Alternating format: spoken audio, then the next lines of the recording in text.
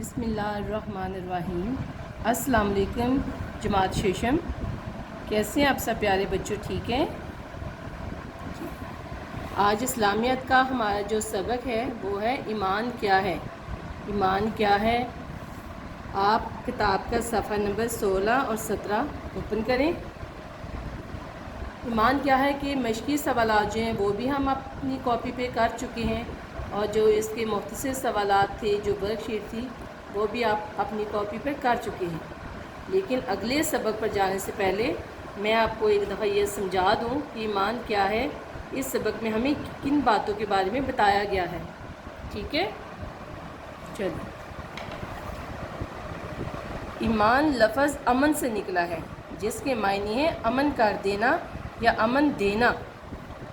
दिल से अल्लाह ताला को वाहिद मानना, उसके अहकामात पर अमल करना, हज़रत मोहम्मद सल्लल्लाहु अलैहि वसल्लम की रिसालत का इकरार करके उसे तस्लीम करना और अपने अमल से उसे साबित करना ईमान है। ठीक है, ये इनके प्यारे नबी सल्लल्लाहु अलैहि वसल्लम की रिसालत का इकरार करना और अपने अमल से इस बात को साबित करना ईमान है। और दिल से अल्लाह ताला को वाहिद मानना कि अल्लाह ताला एक है और हज़रत मोहम्मद सल्लल्लाहु अलैहि वसल्लम जो है वो अल्लाह के रसूल हैं, इस बात को दिल से तस्लीम करना साबित करता है कि हमारा ईमान पुख्ता है।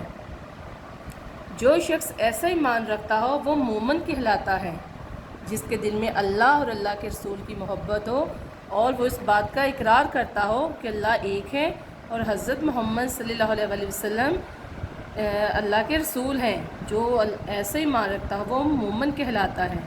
कुरान पाक में ईमान का लफ्ज़ पुख्ता यकीन और एतबार के मायने में आता है, यानी किसी बात को पुख्ता यकीन के साथ मानना ईमान कहलाता है। इस्लामी तालीमात के मुताबिक ईमान के कुछ ख़ास अज्ज़ा हैं जिन पर यकीन रखना ज़रूरी है। इनमें से किसी को एक पर यकीन ना हो तो ईमान मुकम्मल नहीं होगा। इन अज्ज़ा का तारुफ मंदरजा ज़ैल है।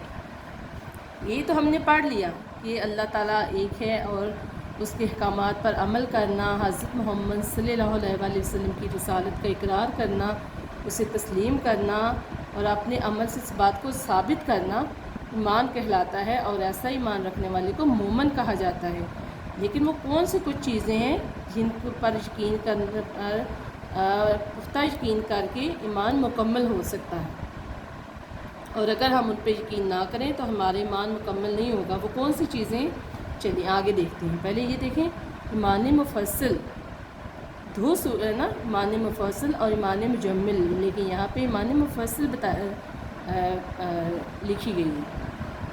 आमनतु बिल्लाहि व मलाइकातिहि व कुतुबिहि व रुसुलिहि वल यौमिल आखिरि वल क़द्रि खैरिहि व शर्रिहि मिनल्लाहि ताला व बास बादल मौत। आपने ये घर में पढ़नी है, इसे याद करें, ये बहुत ज़रूरी है ज़बानी याद करना। आपने ज़बानी याद की है, मैंने इसका तर्जमा भी आपको लिख के दिया था, उसकी तस्वीर मैंने आपको सेंड की थी। आप मुझे बताएं आप किस किस बच्चे को याद है।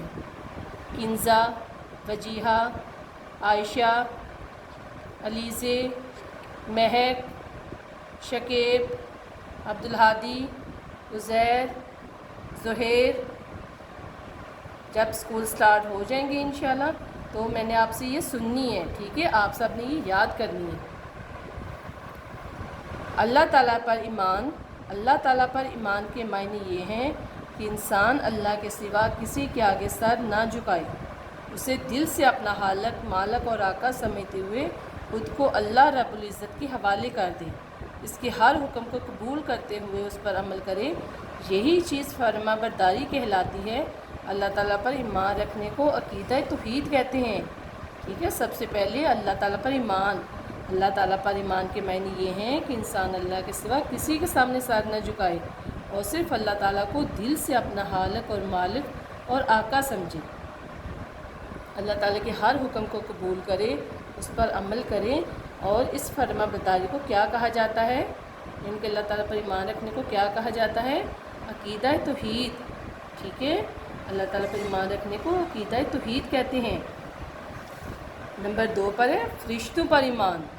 پہلے تھا اللہ پر ایمان اور پھر فرشتوں پر ایمان. فرشتوں کا ذکر قرآن و حدیث میں بار بار آیا ہے اور یہ بتایا گیا ہے کہ فرشتے اللہ تعالیٰ کی ایسی مخلوق ہیں جنہیں جب اور جہاں جس کام کا حکم دیا جاتا ہے وہ ہمیشہ اس کام کو انجام دیتے ہیں اور دیتے رہیں گے. وہ کوئی بھی کام اپنی مرضی سے نہیں کر سکتے. فرشتوں پر ایمان لانا بھی ہم پر فرض ہے. ٹھیک ہے، دیکھیں کتنا یہ ہمیں فرشتوں کے بارے میں کیا بتایا گیا ہے. فرشتوں کا ذکر تو قرآن و حدیث میں آپ لوگوں نے بار بار سنا ہے. ٹھیک ہے، اور اس میں بتایا گیا ہے کہ فرشتے اللہ تعالیٰ کی ایسی مخلوق ہیں ان کے اللہ تعالیٰ جو کام جس وقت اور جس کام کو انہیں حکم دیتا ہے وہ ہمیشہ اس کام کو سر انجام دیتے ہیں اور ہمیشہ دیتے رہیں گے، کیونکہ فرشتوں کو اللہ تعالیٰ نے اپنے لیے پیدا کیا ہے. اور آپ کو ایک بات کا پتہ ہے کہ فرشتے کس چیز سے بنے ہیں؟ نور یعنی روشنی سے فرشتے بنے ہیں. اور فرشتوں کو ہم لوگ نہیں دیکھ سکتے. کیوں نہیں دیکھ سکتے؟ اس لیے کہ فرشتوں کا جسم ہماری طرح نہیں ہوتا. ہم لوگ تو مٹی سے بنے ہیں نا، لیکن فرشتے کس چیز سے بنے ہیں؟ نور سے. نور یعنی روشنی سے. اس لیے ہم فرشتوں کو نہیں دیکھ سکتے. آپ جب یہ فرشتوں کا پڑھیں گے تو اس کے بارے میں آپ نے اپنے ذہن میں لے کر آنا ہے کہ کون سے مشہور فرشتے ہیں جن کے نام آپ کو آتے ہیں. حضرت جبرائیل علیہ السلام، حضرت اسرائیل علیہ السلام، حضرت اسرافیل علیہ السلام، حضرت میکائیل علیہ السلام. پچھلی کلاس میں آپ نے پڑھا ہے نا. یہ آپ نے ان فرشتوں کے نام یاد کرنے ہیں. جو مشہور فرشتے ہیں جن کے نام آپ کو آتے ہوں یا آپ نے سنے ان کے نام یاد رکھیں. اور ساتھ کوشش کریں کہ یہ بھی یاد رکھیں کہ ان فرشتوں کے کیا ناکام. ٹھیک ہے، اور وہ ہر فرشتہ جو اللہ تعالیٰ نے ہر فرشتے کے ذمے ایک کام سونپا ہوا ہے. اللہ تعالیٰ کی کتابوں پر ایمان. جس طرح قرآن مجید ہماری رہنمائی و ہدایت کے لیے نازل کیا گیا، اسی طرح ہم سے پہلے والی قوموں کی ہدایت کے لیے کتابیں نازل کی گئیں. ان تمام آسمانی کتابوں اور صحیفوں پر ایمان لانا ہم پر فرض ہے.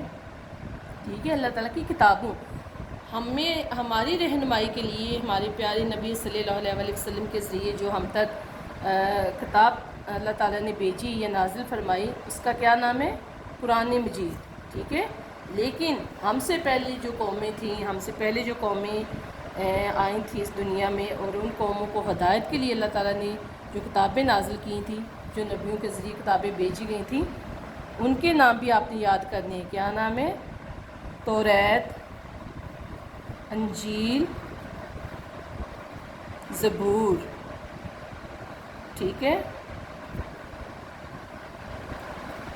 زبور. ان تمام آسمانی کتابوں اور صحیفوں پر ایمان لانا ہم پر فرض ہے. آگے ہے رسولوں پر ایمان.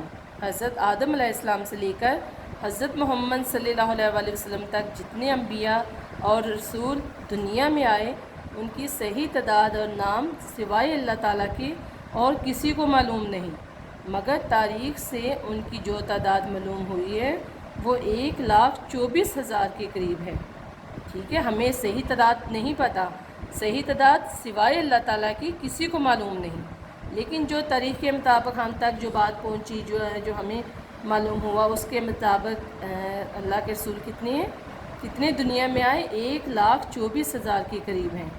ہم پر لازم ہے کہ اللہ تعالیٰ کے ان تمام رسولوں پر دل سے ایمان لائیں اور ان کا احترام کریں. ٹھیک ہے، آگے چلیں. آگے تقدیر پر ایمان. جس نے اسلام قبول کیا، کلمہ پڑھا اور دل سے اللہ کو اپنا خالق و مالک مانا، اس پر لازم ہے کہ وہ اپنی تقدیر کے معاملے میں بھی اللہ سے راضی رہے اور اس بات پر ایمان رکھے کہ جو کچھ اس کی زندگی میں پیش آتا ہے وہ اللہ تعالیٰ نے اس دنیا میں آنے سے پہلے لوح محفوظ پر لکھ دیا ہے. تقدیر کی ہر اچھی اور بری بات کو دل سے ماننا اور اس پر راضی رہنا ہر مسلمان پر فرض ہے. ٹھیک ہے، سب سے کتنی یہ بات جو ہے تقدیر پر ایمان لانا، اس کے باعث میں کیا بتایا گیا ہے کہ جس نے اسلام قبول کیا، کلمہ پڑھا، دل سے اللہ کو خالق و مالک مانا، اس پر لازم ہے کہ وہ اپنی تقدیر پر کے معاملے میں بھی اللہ سے راضی رہے. یعنی کہ اگر ہماری زندگی میں کچھ دکھ، پریشانیاں یا خوشیاں آتی ہیں تو اس معاملے میں ہمیں اللہ تعالیٰ پر سے راضی رہنا چاہیے۔ اگر ہماری زندگی میں کبھی کوئی دکھ آتے ہیں تو ہمیں پریشان نہیں ہونا چاہیے کہ یہ ہمارے ساتھ کیوں ہوا، کیونکہ یہ وہ چیزیں ہیں جو ہمارے دنیا سے آنے سے پہلے ہی اللہ تعالیٰ نے لوح محفوظ پر لکھ دیا تھا ہمارے بارے میں۔ ہم دنیا میں تو بعد میں آئے ہیں، لیکن ہمارے بارے میں دنیا میں آنے سے پہلے ہی اللہ تعالیٰ نے لوح محفوظ پر لکھ دیا تھا کہ دنیا میں ان کی تقدیر میں کیا کیا ہوگا، کون کون سی خوشیاں ملیں گی، کون کون سے دکھ ملیں گے، کیا ہمارے ساتھ ہوگا، ہماری زندگی کتنی ہے، ہم نے کب اس دنیا سے واپس جانا ہے، یہ سب لکھا جا چکا ہے۔ اور یہ سب کچھ کس کی مرضی سے ہوتا ہے؟ اللہ تعالیٰ کی مرضی سے۔ اس لیے ہمیں اس بات پہ راضی رہنا چاہیے اور اللہ تعالیٰ سے شکوے شکایتیں نہیں کرنی چاہیے۔ ٹھیک ہے، آگے ہے یوم آخرت پر ایمان۔ یوم آخرت کیا ہے؟ یعنی کہ قیامت کا دن۔ دنیا میں ہم جو کچھ بھی کرتے ہیں، ہوا وہ اچھا کام ہو یا برا، ان سب کے نتیجے کے لیے ایک دن مقرر ہے جسے یوم آخرت کہتے ہیں۔ یوم آخرت پر ایمان ہمیں اس بات کا احساس دلاتا ہے کہ ہمارے تمام اچھے اور برے اعمال کا نتیجہ ہمیں ضرور ملے گا۔ اس پر بھی ایمان رکھنا ہر مسلمان پر فرض ہے۔ یوم آخرت پر ایمان رکھنے کو عقیدہ توحید کہتے ہیں۔ ٹھیک ہے، یعنی کہ دنیا میں ہم جو بھی کام کرتے ہیں وہ اچھے کام ہیں یا برے کام ہیں، لیکن ان سب کے بارے میں ایک دن مقرر ہے جس دن ہمیں اس چیز کا نتیجہ سنایا جائے گا، اور اس دن کو کیا کہتے ہیں؟ یوم آخرت کہتے ہیں۔ ٹھیک ہے، یوم آخرت پر ایمان رکھنے کو عقیدہ آخرت کہتے ہیں۔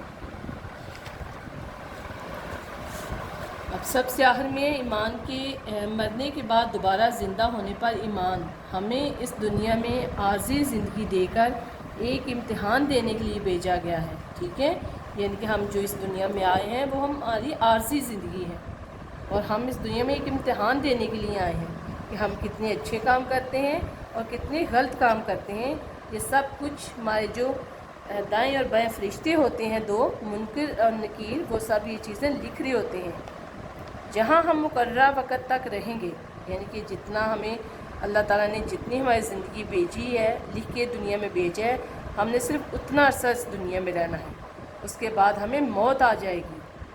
موت ہماری موجودہ زندگی کو ختم کر دے گی، لیکن ہمیشہ رہنے والی زندگی موت کے بعد شروع ہوگی، یعنی مرنے کے بعد ہمیں دوبارہ زندہ کیا جائے گا تاکہ ہم اپنے اعمال کا حساب دے کر ہمیشہ کی زندگی میں داخل ہو جائیں۔ وہاں پر کبھی کسی کو موت نہیں آئے گی۔ ہمارا اس بات پر ایمان ہونا چاہیے کہ یہ دنیا اور یہ زندگی عارضی ہے، ہمیں بہت جلد یہاں سے چلے جانا ہے۔ یعنی یہی یقین اور ایمان ہمیں بہت سی برائیوں اور گناہوں سے بچاتا ہے اور نیک اعمال کرنے کی ترغیب دیتا ہے۔ ٹھیک ہے، آج ہم نے ساری باتیں پڑھی اور ان باتوں کو سمجھا کہ ایمان کیا ہے اور ان کی کون کون سے کچھ ایسے پوائنٹس ہیں جن پر ایمان رکھنا، یقین رکھنا مکمل ایمان کہلاتا ہے۔ آپ نے سورہ مفصل زبانی یاد کرنی ہے، اس کا ترجمہ یاد کرنا ہے اور اس سبق کو سمجھ کے پڑھنا ہے۔ اس کے مشقی سوالات اور جو مختصر سوالات ہیں وہ آپ کاپی پر کر چکے ہیں۔ ٹھیک ہے، اب ہم اپنی اگلی کلاس میں پڑھیں گے حقوق الباد، لیکن آج کا ہمارا یہ چیپٹر کمپلیٹ ہو گیا۔ ایمان کیا ہے؟ فاطمہ، تسکین، سب بچوں آپ نے یہ پڑھنا ہے، اچھی طرح سے پڑھنا ہے اور اپنا کام اچھی ہوشیاری سے کیا کریں۔ ٹھیک ہے، اوکے، اللہ حافظ۔